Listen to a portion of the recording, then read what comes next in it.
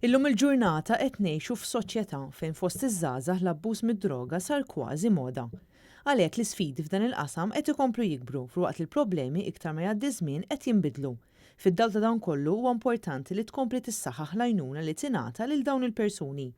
Il-ħamis filgħodu il-Ministru Michael Falzon għamel żjara fiċ-ċentru tad-detox tal-Pjetà fl-okkażjoni tal-Ġurnata Internazzjonali kontra l-abbuż tad-droga u l-abbuż illeċitu li se tkun infakra il-ġimgħa.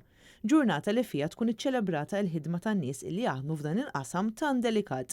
Ta' kuljum madwar 700 persuna tagħmel użu mis-servizz li jagħti dan iċ-ċentru.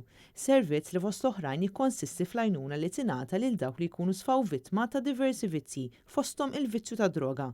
3/4 minn dawk li jagħmlu użu mis-servizzi li ngħataw huma rġiel. Iżda minkejja dan fih dan id-detox hemm ukoll unit speċifiku li jitratta il-problemi tan-nisa.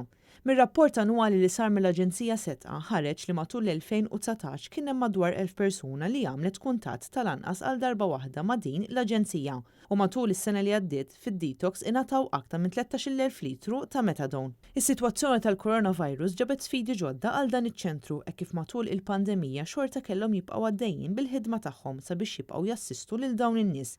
Ħidma importanti li ssir minn diversi tobba, infermiera, psikjatri, social workers u professjonisti oħra li jaħdmu qatih sabiex jgħinu lil dawn il-vittmi.